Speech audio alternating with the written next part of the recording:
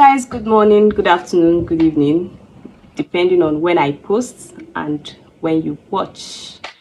So I just wanted to tell this story. For some reason, I was just thinking about this woman recently, and I'm like, okay, many people don't know about her, so maybe I should just come and then share it with a few of you guys who watch my status.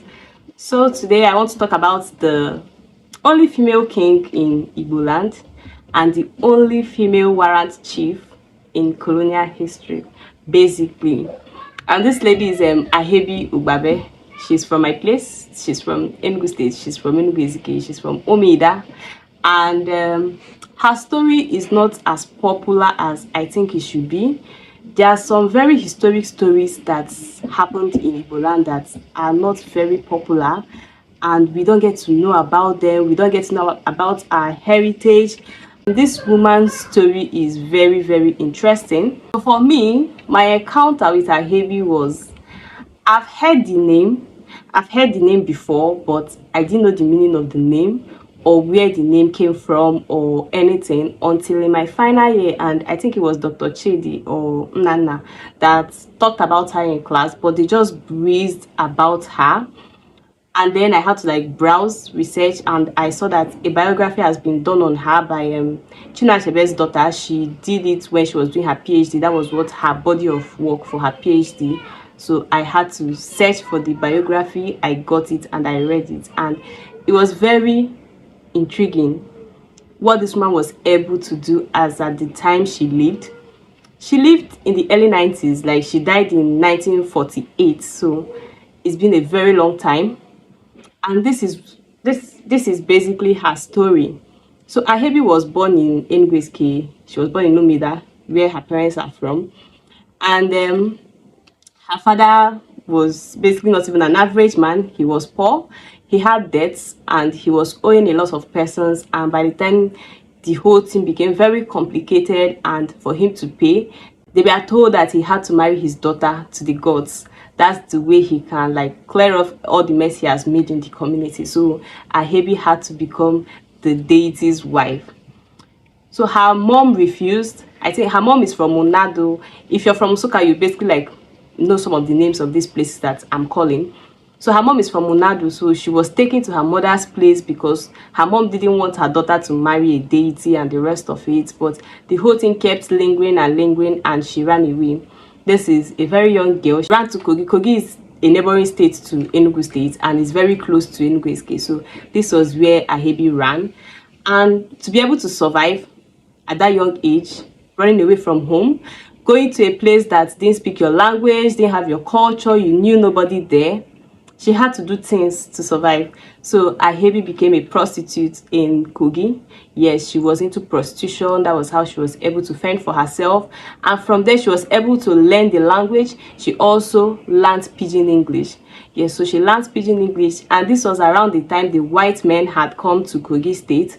So during the course of her work, Ahebi was able to mingle with the British men, the white men, and the rest of it. And she led them to Enugu Ezike. So this is almost like saying that Ahebi was the one who led the white men to her place. And if you know one thing the white people were doing then, was that for them to be able to conquer a place or to be able to colonize a place, when they come there, they target the minority. So they try to place their influence on those minorities, maybe the outcasts or maybe prisoners or just those people that feel a bit discriminated in the society, just those people that have a bit of grudge. So they are the easier ones to penetrate, and then from them they can now enter the community in full. So Ahebi became their tool at that time. So she was the one that led them back home, and because she could also understand their language, it was easier for them. Although this is not something the whites were it was as though at that moment they didn't have an option, because if you know Westerners, they are very misogynistic, so they are not very particular about women. So you can even tell that of everybody that they used, of all the warrant chiefs, there was no female warrant chief. So Ahebi was the only female warrant chief and it showed so much how they were not very pleasant about having a female as a warrant chief. And even when they were writing reports and sending out all their books, they always made indication that this person, like whenever they wrote her name, they would write in brackets F to indicate that she's female. That is how much they wanted to just show that this person, she's actually a female, like, so she's not like the rest. So but at this point they had to use her, so she led them home. They made her warrant chief, and Ahebi did not just end at being a warrant chief, she became a king. Like, she became an actual king. And she was not just a king, she was very powerful. Ahebi's reign was she was very powerful. When Ahebi was king, Ahebi wouldn't walk. Ahebi wouldn't walk, so she had men carry her. So they would carry her to her throne, where she had somewhere that she would place her leg. And once she's done with whatever she was doing, those men will carry her back. So Ahebi became very great. Even when she was in Kogi, she got influence. Like, this is someone that is not even from that place, who didn't just travel to that place. She was on exile, and even when she got there, she was able to make the amount of influence that she actually did there, because she had contact with the king of Kogi and the rest of it. So when she came back, she became warrant chief. She brought back the white people. They started doing their thing and the rest of it. But she didn't end there. She became king. As I said, Ahebi became king, a powerful king. People like to say she was a tyrant, but I don't think so. This is a woman doing something that was not, in fact, we didn't have king. There was no king in this community, so kingship was a new thing to them. And not just that kingship was new, because power in Igboland was on the elders, especially the male elders. So that was the kind of government that they ran. Not one particular person was king. So this is the first time they're having someone as king, and it's female. So people, especially the men, were not very happy about it, but because she had the backing of the white people who are taking charge, she was able to like set up her government very well. And she had this very large palace, and she had her courts. So people brought cases, marital cases, issues, land disputes to Ahebi's court, where she like resolved them. She had school, and she went far as marrying so many wives. So Ahebi married a lot of women, and this is also something that's like it's not something that you see. So she married a lot of, she had so many wives. She would marry people's wives. Yes. So if you're maltreating your wife, and Ahebi gets knowledge that you're maltreating your wife, Ahebi will marry your wife.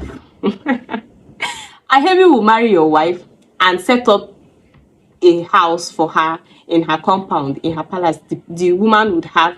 So for people who had cases of domestic violence, just any form of maltreatment on your wife, and Ahebi will marry your wife, and they will move into her place with your children self even. So the woman would move in and she would cater for them. She had a market.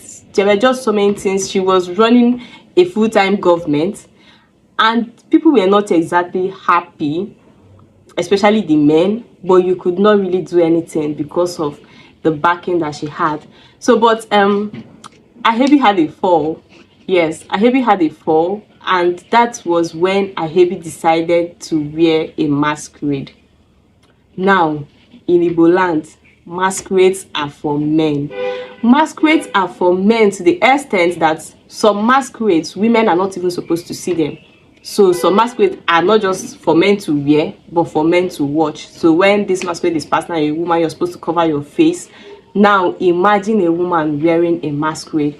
So this was something that triggered the community a lot, especially the men. It triggered them so much that Ahebi was taken to court.